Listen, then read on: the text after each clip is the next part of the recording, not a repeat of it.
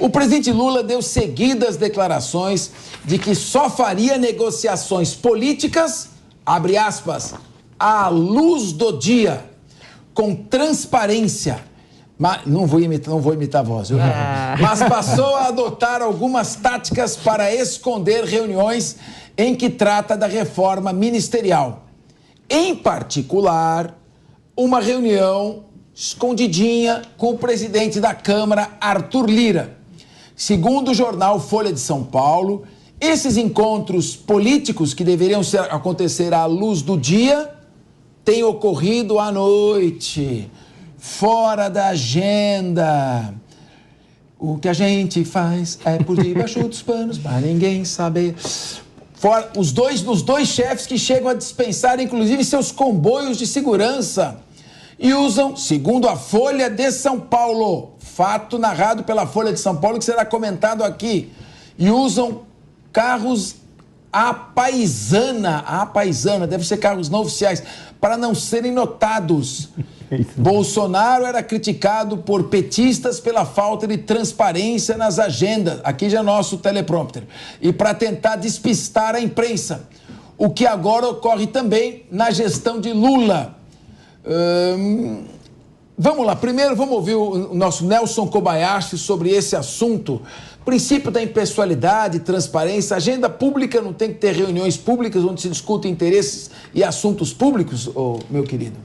Olha, Capês, isso seria o ideal, né? É o princípio da administração pública, publicidade, uma agenda pública do presidente. Eu acho que isso faz bem para a transparência, para a credibilidade do nosso executivo.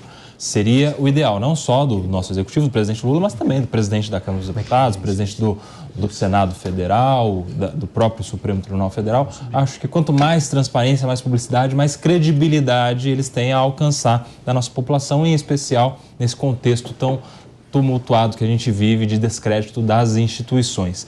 E em relação a esses encontros, é importante te destacar a evolução das relações do governo federal com o Congresso Nacional nesse governo Lula, no Lula 3.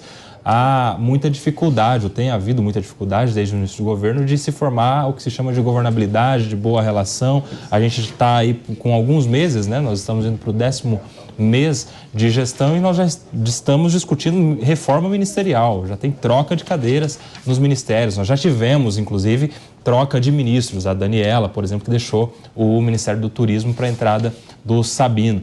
Enfim, e a gente vê também aquela dificuldade do governo em amparar, de certa forma, os parlamentares para que haja esse apoio no Congresso Nacional. A questão das emendas parlamentares, que geraram votos favoráveis em projetos importantes, a nomeação de pessoas do Congresso, dos parlamentares indicados pelos partidos em estatais importantes também. Agora a gente vê isso evoluindo cada vez mais, e tudo isso, talvez, Capês, por uma falta de um bom articulador entre o presidente da República e o Congresso Nacional.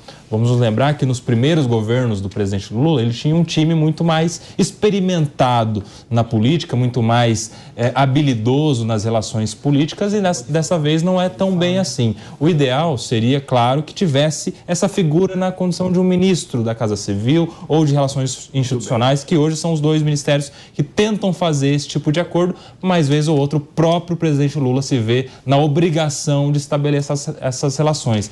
Não é raro a gente ver os churrascos que acontecem com os líderes dos partidos, líderes do governo, os parlamentares importantes, que vão, claro, servir, no final das contas, para trazer voto para o governo no Congresso Nacional. Rapidinho, gente, vamos girando rápido, tem assunto, tem joias, vamos falar da questão das joias do ex-presidente Bolsonaro. Não, pode voltar, não avança ainda não, volta onde estava lá. Volta para o Lula, volta para as reuniões escondidinhas ainda. Tá? Então nós temos ainda o assunto das joias, temos anistia a partidos, temos os atos de 8 de janeiro, mas eu queria que você, Marcelo Suano, comentasse que em entrevista recente, o Nelson Kobayashi colocou aqui, né, princípio da impessoalidade, da publicidade, assunto público não se trata secretamente. E o nosso presidente Lula chegou a dizer que considerava grave a negociação sigilosa com líderes políticos. Abre aspas e sem imitação de voz. O que é grave é quando você passa a ideia de que é secreto. Aí você cria a tese da suspeição. E nunca é bom você viver sob suspeição. Fecha aspas. Suana, a conclusão disso não seria, logo eu só vou fazer reuniões públicas? Seria, aí você foi no ponto. Antes disso, são 15 horas e 3 minutos. Repita. 15 horas e 3 minutos. Não dá para fazer naquele charme o pessoal da manhã mais, mas vamos lá. Você foi num ponto certo. A questão não está em ocorrer em reuniões, não seriam sigilosas, secretas, mas reuniões privadas. Porque é normal que isso aconteça. É normal que, por exemplo, a gente vá tomar um café, vamos supor, nós três aqui, nós quatro, vamos tomar um café para fazer um projeto, para fazer o que quer que seja. Então é normal que isso aconteça.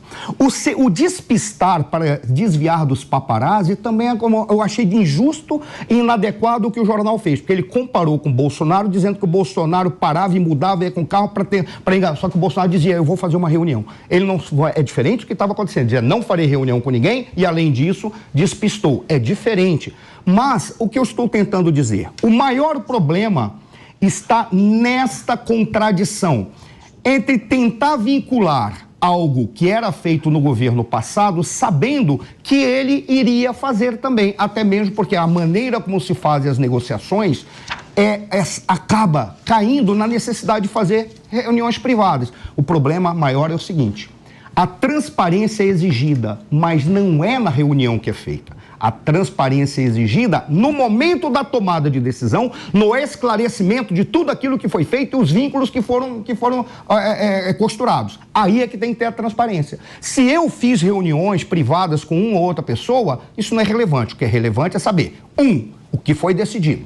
2, quais são os vínculos. 3, as responsabilidades. 4, quais são as consequências e o que eu me comprometi. Isso é que tem que ter a transparência. Porque eu posso me sentar para fazer uma reunião privada com quem quer que seja. O que eu não posso é omitir aquilo que vai atingir a sociedade. Isso eu não posso omitir. Por que eu estou dizendo isso? Porque eu não posso ir contra algo que é da natureza da política, da natureza humana. As pessoas se reunirem para fazer acordos.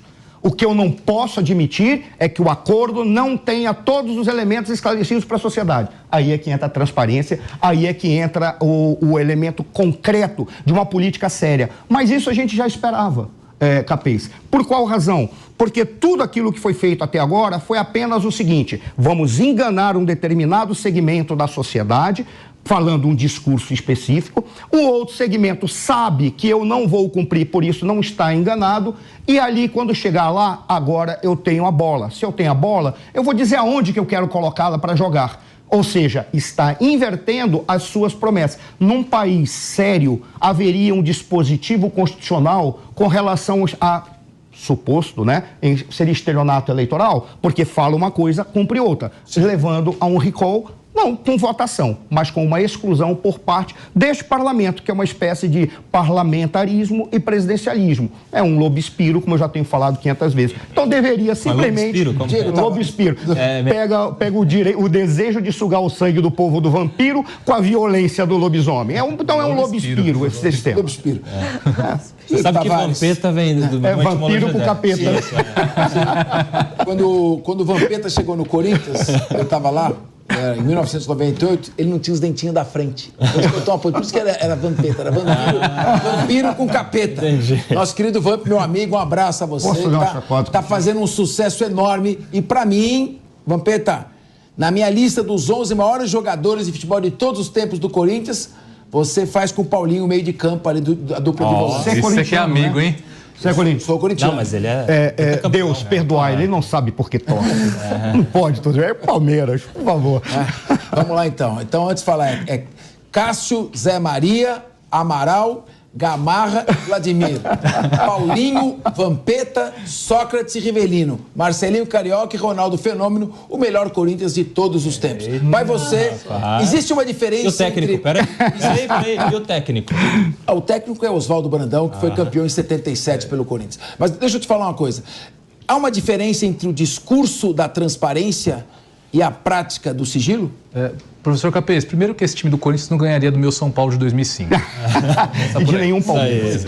Mas a respeito dessas reuniões secretas do Lula, não me causa nenhum espanto. Tá? Embora o Lula tenha dito, inclusive em campanha, criticando os sigilos que o ex-presidente Bolsonaro colocou sobre uma série de documentos e informações do Planalto, logo em março ele já tentou colocar um sigilo, já colocou um sigilo sobre a lista de visitantes do Palácio do Planalto, alegando questões de segurança. Posteriormente, ele colocou sigilo sobre as imagens dos atos do 8 de janeiro. Exato. Então, o Lula sempre pregou muita transparência, mas, na verdade, transparente o governo dele tem muito pouco. A respeito dessa reunião com o Lira, o professor Suano colocou muito bem a questão da governabilidade. Vamos lembrar que o Arthur Lira ele foi eleito de forma histórica à Câmara dos Deputados com apoio de petistas e bolsonaristas, de forma que o que se criou na figura dele foi praticamente um poder autônomo da República. O Lira hoje tem o Brasil nas mãos, é o homem que dá as cartas na República. Então, o Lula, de fato, precisa estreitar as relações com ele e acho que nesse ponto até no mérito faz bem, só erra realmente pela forma, deveria fazer isso de forma pública, na agenda pública do presidente da República e não de portas fechadas na calada da madrugada. E ele faz isso, eu acredito que a contragosto, na verdade. Não queria ele, o próprio presidente, de forma fazer essa... Ele quer viajar com a Janja. Não, claro. E outra, quando o próprio presidente assume essa relação de articulação política, ele se coloca numa situação dificílima, porque ele, presidente, não pode dizer não. Para ele é muito difícil negar alguns pedidos. Então, por isso é que teria que ter ali um articulador, um bom ministro de Casa Civil para fazer Carol Curimbaba, a mídia, ela, de certa forma, ela está sendo mais tolerante, para não dizer parcial, com relação ao ex-presidente Lula nessas questões, estas escorregadas?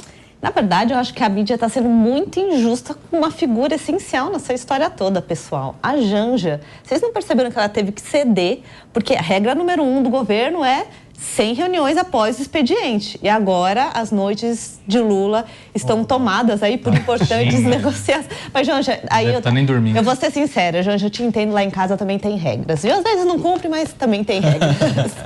Mas outra questão super importante aí, que eu acho que acredito que foi mencionado aqui, é a importância da reunião. Na verdade, Lira e a Câmara, todos os representantes, líderes de partido, estavam reclamando, sim, da falta de poder conversar com Lula. Lula fez isso nos seus primeiros governos. Ele recebia os deputados, né? Não recebia só líder de partido, não recebia só o presidente da Câmara. Ele recebia deputado por deputado. Eu acho isso importante, sim. Eu acho que o presidente tem que, sim, valorizar, né, quem ele vai depender, porque, na verdade, são poderes de mesmo tamanho, teoricamente, apesar da gente imaginar que é uma reunião ali de rei com o imperador, né? Não sei quem tem mais poder ali. Mas é muito importante, sim. Espero que o Lula abranja essas reuniões ao calar da noite. Enfim, o que importa é que eles façam um bom resultado para o Brasil e apresentem uma agenda que a gente falou no início do programa aqui. Lula vai precisar aprovar muitas pautas para conseguir bater metas, né? Então vamos ver se eles conseguem se aliar aí pelo bem do Brasil.